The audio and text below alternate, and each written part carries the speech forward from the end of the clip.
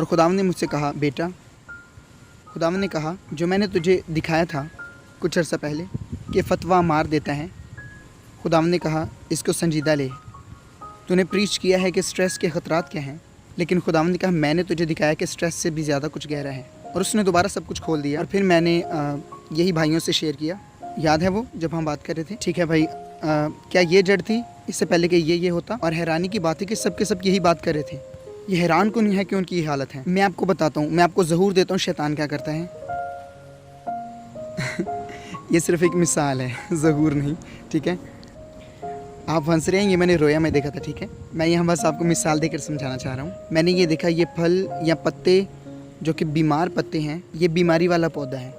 आप देख सकते हैं एक पत्ता बीमारी का है, एक गुर्बत का है, एक टूटी हुई शादी का है, और इसके साथ और सिचुएशंस जोड़ दें, लेकिन ये सब पत्ते हैं। और इस तरह और भी, लेकिन ये सब पत्ते हैं, जड़ नहीं। अब ये बेवकूफ़ी है कि पत्तों पर हमला किया जाए।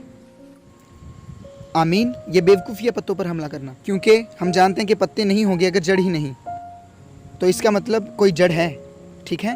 हत्ता कि दुनिया भी जानती है, और ज़्यादा से ज़्यादा लोग जो मेडिकल साइंस से हैं वो जानते हैं कि हर बीमारी की कोई जड़ होती है। मेयो क्लिनिक अमेरिका में, उन्होंने ये कहा 70% से ज़्यादा बीमारियां जिनकी सिर्फ बोझ यानी स्ट्रेस जड़ है। सो ये स्ट्रेस हैं जो कि पहली जड़ है, याद रहे, ठीक है? क्या आप जानते हैं कि अगर आप जाएं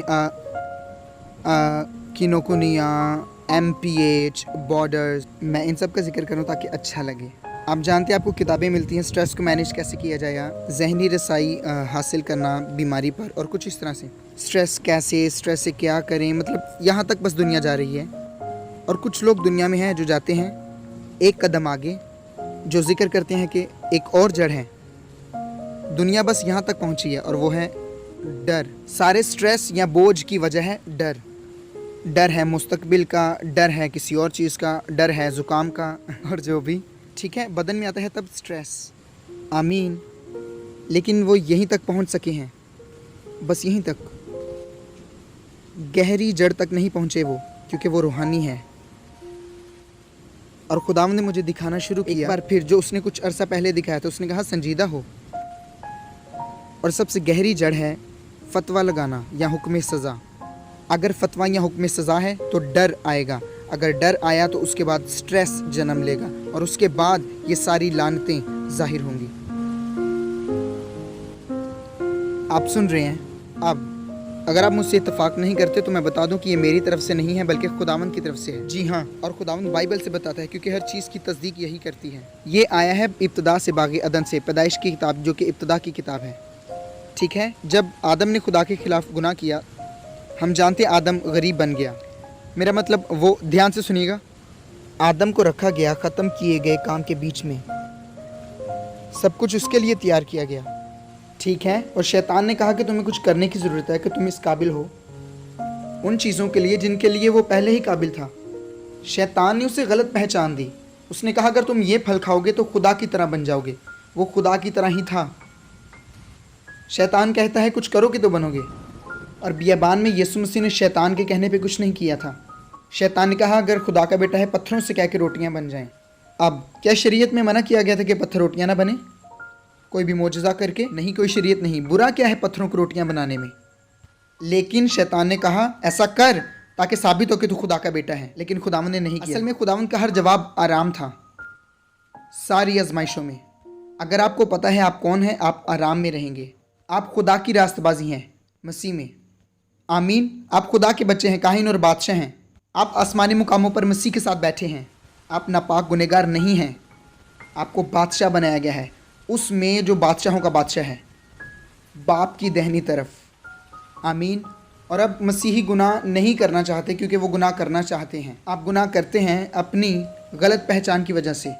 उस वक़्त आप भूल जाते हैं कि आप कौन है, और शैतान आपको कायल करता है कि आप पुराने इंसान हैं। और ये बुरा एहसास, गुनाह की आजमाइश तुम्हारे माजी में थी, अब भी है, तुम पुराने इंसान हो। लेकिन ध्यान से सुनिएगा, कभी कभी आप बैल को बजते हुए सुनते हैं, चर्च की बैल की तरह बम बम, बहुत देर तक। बैल के रुकने के बाद भी आवाज़ आती रहती है, लेकिन वो तो रुक गई है बिल्कुल ही। जब इब्लीस आपकी ज़िंदगी से जाता है, कभी कभी वो आसार नजर आए, लेकिन वो सिर्फ आसार हैं। आप नई मखलूक हैं, आप मसीह में खुदा की रास्तबाजी हैं। आमीन। सो आदम को मुकम्मल किए गए काम में रखा, लेकिन फिर भी गुनाह कर दिया। लेकिन जब उसने गुनाह किया, हम जानते हैं वो गरीबी और बीमारी का शिकार हुआ। उसे पसीना भी आया। इससे पहले कि पसीना आए क्या हुआ, उसे बाहर कर दिया गया बाग़ अदन से और वो गरीब हो गया। उसके पास सब कुछ था बाग में। अब उसे खुद के लिए पसीना बहाना है, खुद के लिए मेहनत करनी है, खुद के लिए खुराक का इंतज़ाम। ठीक है, तो यही है वही पत्ते जो अभी मिसाल में तस्वीर में आपने देखे, गुर्बत, बीमारी। लेकिन चलिए वापस चलते, क्या ख्याल है? जड़ को ढूंढें आदम की ज़िंदगी में। इससे पहले कि बीमारी या गुर्बत या मौत आए, ठीक है, वो मरा बहुत लंबी उम्र में, 900 साल से ज़्यादा उस वक़्त, लेकिन आखिरकार वो मरा। मौत से पहले वहाँ स्ट्रेस था।